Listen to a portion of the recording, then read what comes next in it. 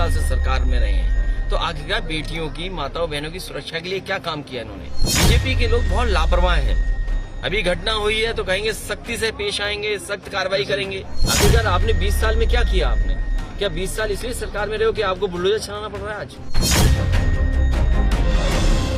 उत्तर प्रदेश के पूर्व मुख्यमंत्री और सपा मुखिया अखिलेश यादव अब मध्य प्रदेश की राजनीति में अपनी जगह बनाने की कोशिशों में लग गए हैं। पहले 20% महिलाओं को टिकट देने का दाव और उसके बाद लगातार सरकार की आलोचना। लेकिन अब पूर्व मुख्यमंत्री अखिलेश यादव ने एक और दाव चल दिया है।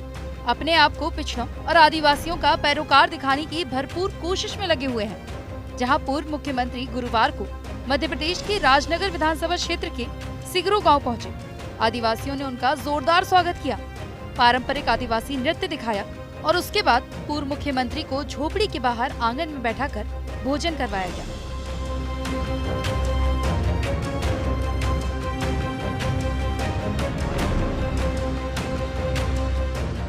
आदिवासियों की तरफ से की गई आवभगत की अखिलेश यादव ने खूब तारीफ की। इस दौरान उन्होंने शिवराज सरकार पर जमकर हमला बोला।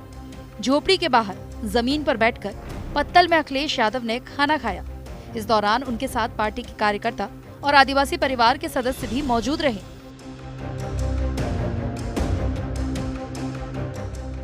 इसके साथ ही अखिलेश यादव ने भी ऐसी ही कुछ तस्वीरें सोशल मीडिया पर शेयर की, जिसमें से एक तस्वीर में वो एक घर के बाहर आते हुए दिख रहे हैं, जिसका दरवाजा काफी छोटा है और अखिलेश उसमें से झुककर बाहर निकलते दिख रहे हैं। अखिलेश यादव बड़े ही शायराना अंदाज में अपनी सोशल मीडिया पोस्ट पर लिखते हैं कि बराबरी की एक जमीन और पत्तलों का थाल है, जो माने सब है समान, वही सच्चा समाजवाद है। आदिवासी परिवारों से मुलाकात के बाद सपा मुखिया अखिलेश यादव ने प्रदेश की शिवराज सरकार पर जमकर हमला बोला। उन्होंने कहा कि उन्हें उम्मीद है कि उनके आने के बाद सरकारी योजनाओं को सरकार यहाँ के लोगों तक पहुँचाए। सरकार ये कह रही है कि सब कुछ ठीक है, तो सरकार के लोगों से पूछोगे तो वही बात बोलेंगे, वही बात बोलेंगे।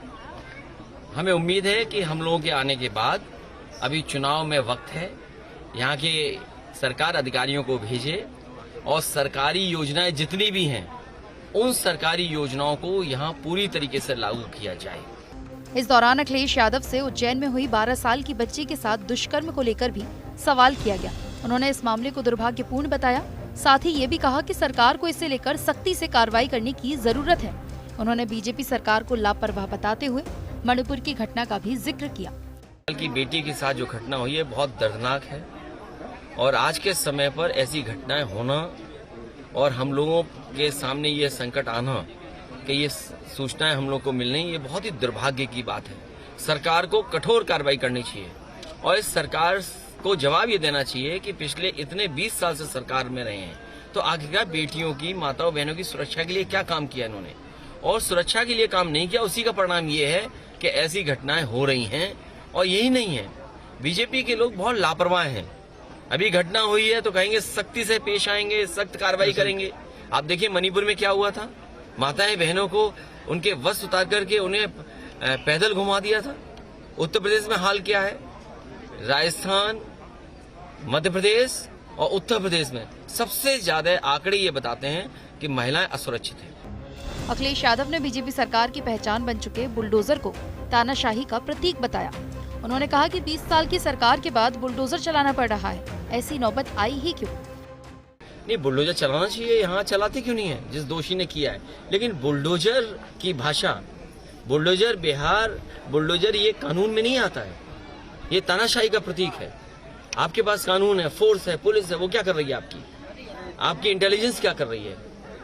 आखिरकार आपने 20 साल में क्या किया? आपने क्या 20 साल इसलिए सरकार में रहे हो कि आपको बुलडोजर चलाना पड़ रहा है आज?